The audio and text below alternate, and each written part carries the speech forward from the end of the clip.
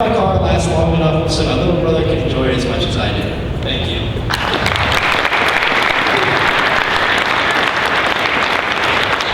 I'd like to introduce the next senior speaker, Jack Metzger.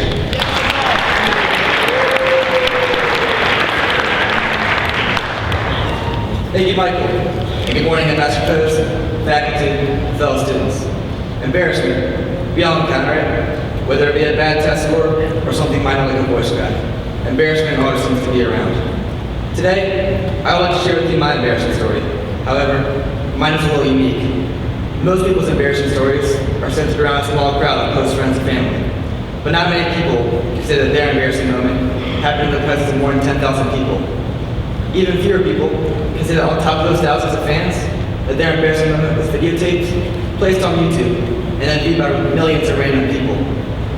Many people know what I'm talking about, but not many have heard the entire story from start to finish. It all began when I was 7 years old. My dad and I were heading out to the Verizon Center to watch your favorite NBA team, the Phoenix Suns, take on the hometown Washington Wizards. It was a good game with no team really pulling away.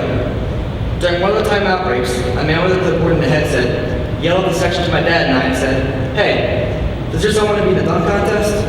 I thought, man, this guy doesn't know that I'm 7 years old and have a vertical of 4 inches. But he went on to say that this is one of those toy hoops. In other words, no real athleticism is required. We told him yes, and he then signaled for me to follow him. So I did. I followed this guy I just met, without my dad, into the back of the stadium. Although this may sound a little suspicious, everything turned out okay. He led me into a big open space where the rest of the contestants were waiting.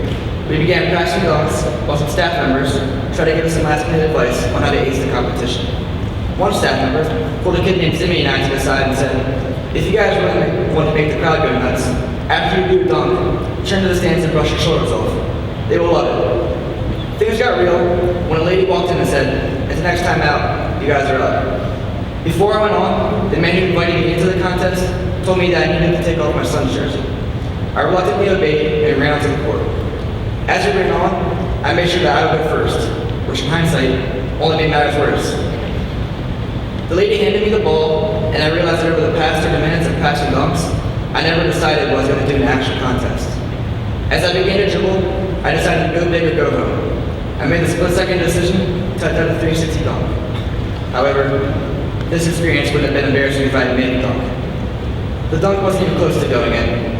I rotated out of control and overshot the rim by a foot or two, launching the basketball off the backboard and sending the ball flying back to midcourt, while I lost my balance and took a tumble. To make matters worse, as I began to run back, I made eye contact with my favorite basketball player at the time, Mark Stoudemire. He'd been watching the contest from the beginning, and at that second I could see him laughing at me.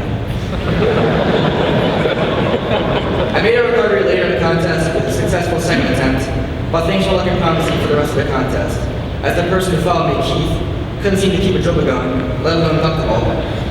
The PA announcer sums up best when he says, "All right, now let's start a group tonight." But Ziggy seemed live in the crowd with his impressive dunks and his entertaining celebrations. Now there was a fourth contestant, Cameron, though on both occasions, the camera seemed to be more interested in Zimmy rather than focus on Cameron's attempts.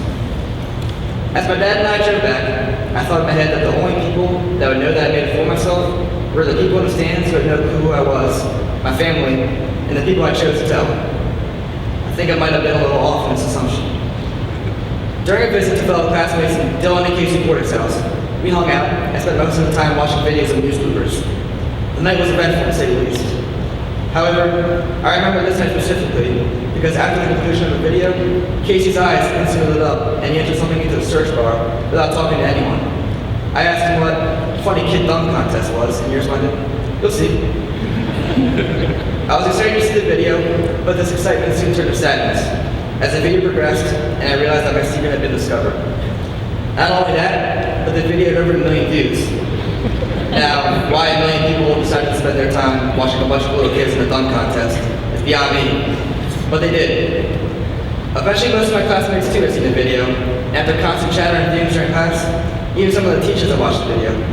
Even former BL alumni, Eric Simmons, nicknamed me Slam Dunk. Now with every YouTube video, there's always those stupid comments that you wonder why anyone would even consider posting. But there are also those hidden gems that are actually pretty clever. I'll read out some of my favorites. Later that night, Keith was put up for adoption. That was actually the trials for the Wizards. The white kid can't even talk about who the same size as him. What does this world come to? Later on in life, Jack and Simi will go into the NBA and become legends and form a Magic Bird rivalry. Jack gets drafted by the Lakers, while Simi finds his way to the Celtics. Cameron will become an important sixth man for both Jack and Simi during his time in the NBA. Then Keith becomes the owner of a hot dog stand, where he's also filling in his voice of Goofy. That one's highly specific. Although many people will let this embarrassing experience get to them, I see this good thing. Not many people can see that they have a video on YouTube that's reached more than 10 million views. Even though it's not one of my finest moments, it's helped define my life, and I couldn't picture my life without.